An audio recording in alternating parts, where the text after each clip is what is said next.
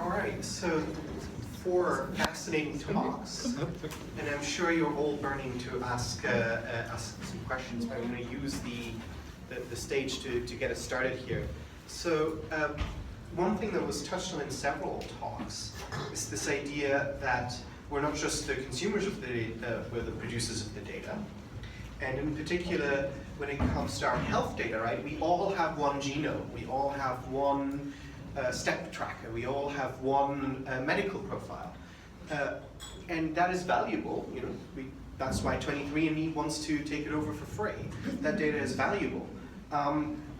How does the fact that we all have valuable data and that we all actually have exactly the same amount of valuable data, how's that going to feed into the sort of bigger level questions of the future of democracy, future of society that you touched on? How do you see that working out?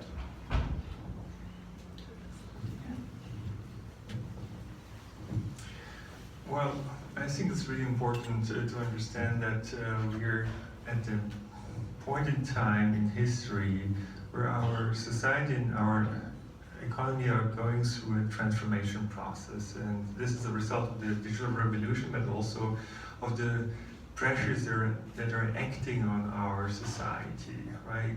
Climate change, migration, demographic change, financial instability, all these kind of things. So these is creating forces that is reshaping our society and economy. So we really have to reinvent the system. We have to be much more innovative than we had to be in the past 100 years.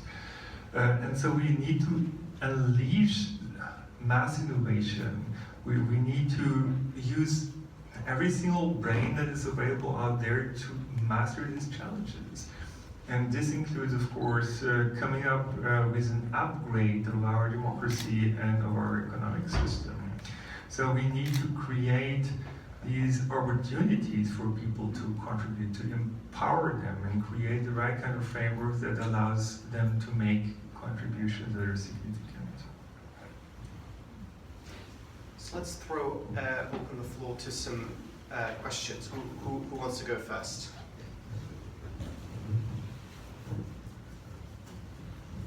Hi, good evening. My name is Lawrence. I want to ask a science question towards the galaxy lady. No offense, but I don't remember your name. Lucy. Lucy, I'm sorry, Lucy. Okay. There was a photography thing from Hubble that came out some weeks ago, and I know you saw about it. They found a galaxy 138 billion light years from Earth. Well, they did. Does that imply that the universe has never ended? Okay, I think I'll answer that very briefly, but I do think we want to try to keep this more on the citizen science and right. I'm sorry for that. I was just noticing. I know. Well, but this is the wonderful thing about citizen science is that you know people have this inborn curiosity, and it doesn't seem that our current system allows for that curiosity to be slaked, that thirst to be slaked. So the question you're asking is our universe infinite? Well, yes, in fact it is. Thanks for all that. And that's part of the citizenship because we need to face that. Yeah, sure. Yeah, I mean, the more that we, right, the more that we know factually, and I'm being a little bit glib and saying yes, the universe is infinite, but the more we understand the difference between what a theory is and what a model is, and it's not pejorative to call something a theory, that it's actually a useful thing to work with, the more people in general are educated about the process of science, the better off we're all going to be. Thank you. And citizen science certainly helps that process. Thank you, guys. A couple questions, and Lucy, you alluded to the engagement piece. I'm really interested in A, how many people would sign up for these things? B, what were some of the patterns that you noticed around usage? How long were they on the platform? Those kinds of things. And then how engaged were they? How long did they stick around as users? Did you see drop-offs after certain periods of time? Did you see unexpected growth spurts at certain periods of time? Just what were some of the general themes? So that would take an entire talk in and of itself. I'll give a few tidbits and then I'll pass it over. But the bottom line is we find that our engagement follows what you would call it's called a Pareto curve. It's the curve that you imagine for any of you who are NPR listeners out there. It's the volunteerism curve. Some people give a lot of people give a little. Okay, so for us, and this is actually a big difference between Zooniverse projects and projects like Foldit, for us, we need multiple independent classifications for our science to work. For Foldit, they're looking for the best person to do something. That's why they can gamify, okay? For Zooniverse projects, it's a little bit more difficult for us to gamify because the engagement factor is very different. So gamification is inherently competitive in a certain way. For us, we need to make it as broadly compelling as possible.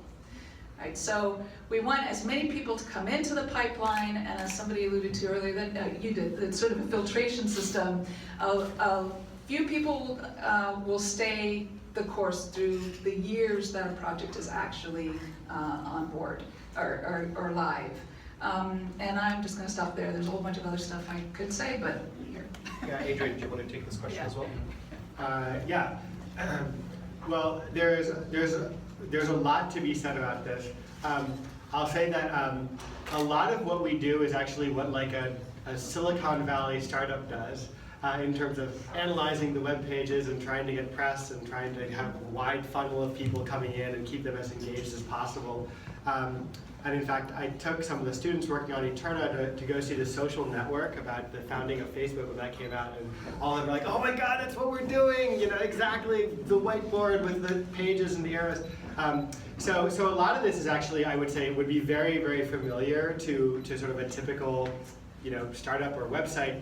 I'll say one of the unusual things that we noticed is that typically when you create a computer game, the way that it works is that a lot of people come in and then a certain number of them will play for a certain amount of time and then everyone leaves. And in fact, one of the things that we've noticed with the kinds of games that we've created is that there's a hardcore group of players who literally stay for years. And they essentially form like a society within the game. And there's famous people and less famous people who are famous for doing different things and stuff. And that's, it's actually sort of more like one of these multiplayer online role-playing games where there's a sort of story that's told in the community. And that's also actually very much the way science is. Well, it's the That's also very much the way science is, which is that it's not just everyone does science all at the same time. This sort of society gets formed among scientists and this sort of ecology. And so I think that was a very surprising thing that happened. And one of the interesting ways in which these games are actually microcosms of science itself. But do the good people stay, or is it not always? Is it that doesn't go together? I would say that if you are really bad, you're not likely to stay very long. Yeah. Reward system. So as we heard from Dirk, the machines are going to take away more and more jobs. It could actually be quite a severe problem. Is world-leading protein folder one of those jobs of the future? Well, I don't know what the jobs of the future will be, but I would say that in my own life, I've had some jobs that I really liked and some jobs that I really hated, and I was just way more productive at the jobs that I liked. And one of the things that was really, really cool about creating these games was to help some people, like that woman that you saw, find jobs that they liked. that they didn't even know existed. And I basically suspect that the world is massively misallocated with respect to labor. So many people have their wrong jobs. Maybe most people, maybe almost everyone. And so if we can use projects like this, or if they sort of point to a future in which we will have better liquidity with respect to finding jobs that you were meant to do in this world, I actually think that there's potentially a huge boost in global GDP potentially waiting there. That's something that I really hope this kind of work will inspire in the next couple of years, decades. Oh, you have a question? Oh, we have a Yes, question. you. Sorry, yep. So I think this is a question for any or all of you, because it's a point that I think came up a bit in all of your presentations, and I'd love to hear you expand on it. My sort of main interest and passion is Wikipedia, which I think compared to a lot of the projects that you talked about is, I mean, this is a bit of an oversimplification, but basically people just started to do it and then created the structures that made it possible to create it. And along the way created something that has largely supplanted things like Britannica, et cetera. But it wasn't that someone created a platform and then many people participated within it. It's that the many people just started to do it.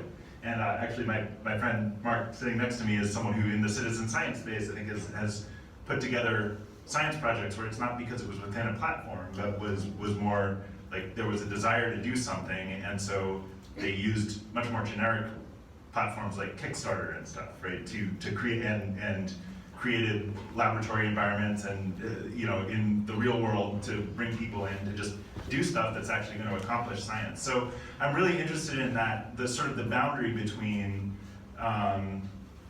like creating the platform and then inviting people to it versus creating a space in which people can create the platform or can create like a final product.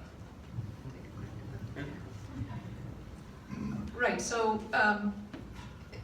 in the beginning, when citizen science was still nascent in terms of the digital age citizen science, of course citizen science has been around for quite some time, but the people who put Galaxy Zoo together, they thought it was going to take years to finish 1 million galaxies. So there was a sense, we didn't truly appreciate what the appetite was, right?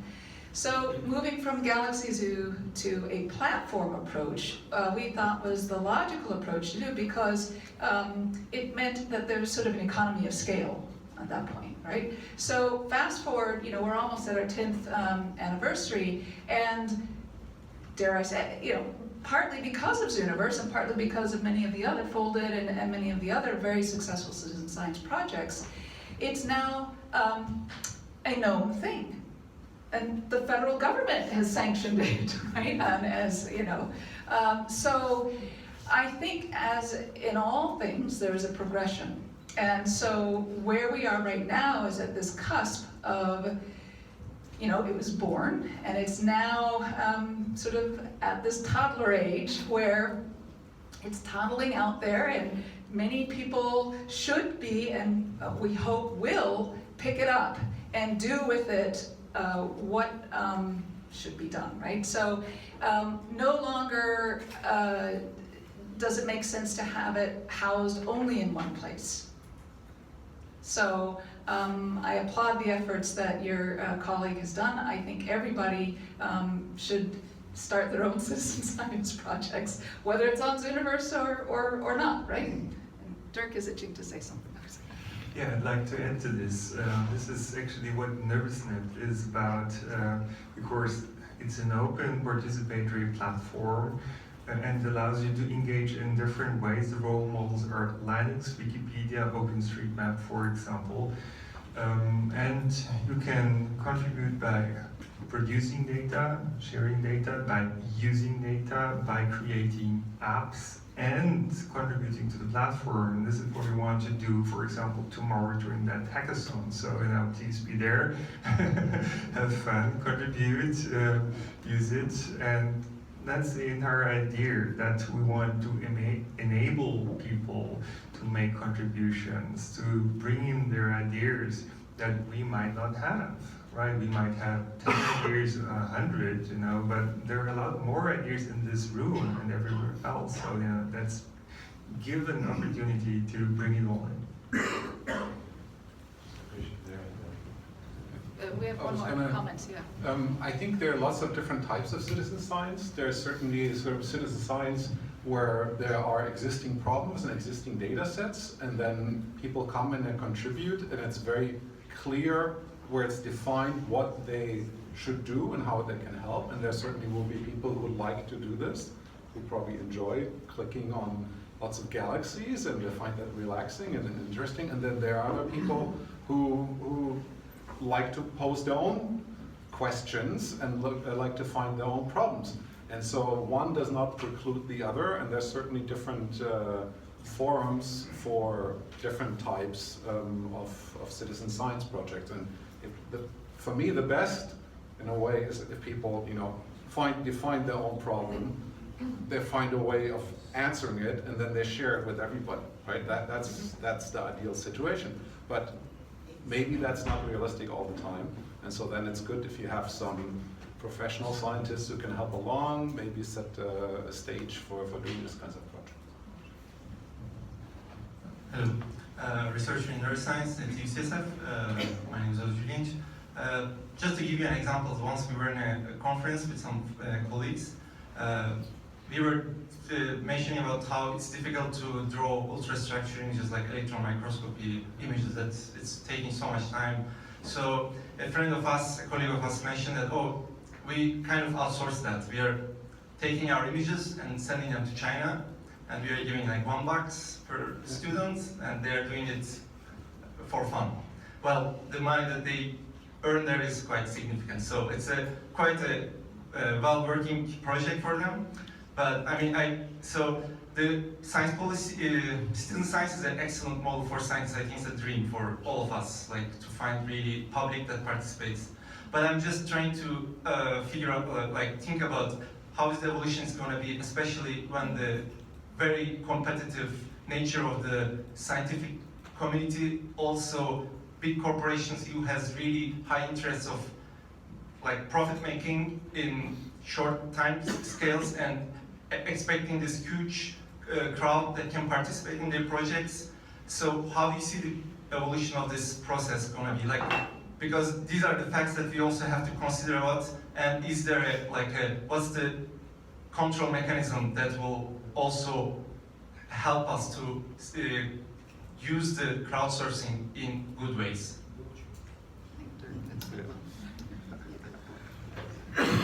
Yeah, I think it's really important that we open up the opportunity to create benefits and maybe also money to everyone, right? This is one part, and the other aspect is that we need to build in fairness mechanisms. So it's not that some people do the work and others make the money with it, you know. So this is really important for the future, where we'll have a lot of new kinds of jobs. We just get an idea of that actually, but most likely a lot of those jobs will not be jobs that are offered by big companies, but a lot of small, medium-sized activities and self-employment. And we need to create a framework for this so people can make a living and can make work that is fulfilling, right? And let's build this platform because it's not yet there. Really, it's data privacy issues, right? It's if we control our own data, the companies want, I mean, you know, the companies want to control our data. If we give that up now, then they have us. We're really at a pivotal point where we have to find a way to control the data, our own data, as Kevin was saying. We all have this data that the companies want. And so now is the time that these policies are being set. So it's important, in a sense, to be activists about data privacy and data policy rights. So my question was almost exactly on that same point, because I was going to ask Dr. Genek about his, the cooperative of how do you envision that going forward in the future? Is that going to be a community-based, international, worldwide, distributed, or what do you envision, and how many people, by the way, does it take to make a good sample for that phenotype, genotype thing? I really wanted to know that. Okay. Just say it there. Okay, so there are two things. The genotype phenotype thing, it really depends on how big is the effect of the genotype on the phenotype. So if you have 50% of the genetic, of the phenotypic variation explained by genetics alone, you need about 50 people to do it on a genome-wide scale, right? So it's fantastic. If you have things 10% explained, you need, I think, 600 people. Typically, the huge studies that you read about, it's like hundreds of thousands of people. They need that because the genetic variation that each one of these the phenotypic variation that each one of these variations contributes is really small. So if you find a study, oh, we used 300,000 people to find something, the effect was actually very small. So they don't say the effect is small, they say we had a huge study. So that's kind of like a good take-home message. There, but about the MyData cooperative, the idea behind it is really that we want to make this as transparent and as open as possible. All the code is on GitHub, and we're using lots of open source components. So the idea is that if you would want to do something with your own data, with a group of people, a group of patients or whatever, you can set up your own instance of it so that you are in control of your data with the group of people that you feel comfortable and that you trust.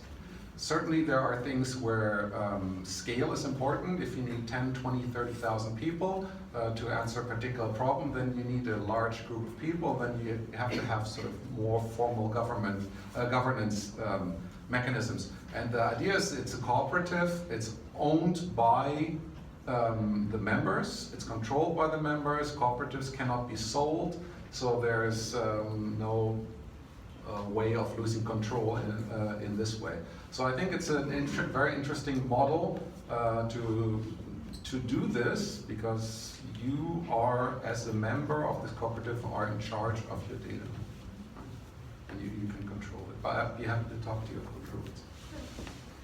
Right, so unfortunately we're starting to run out of time. There is some food and nibbles and some drinks at the back. There's also some flyers about the hackathon tomorrow, so if you got excited by what you heard today, please do join us tomorrow at the laundry. And I'd like to thank in particular our 4 speakers here.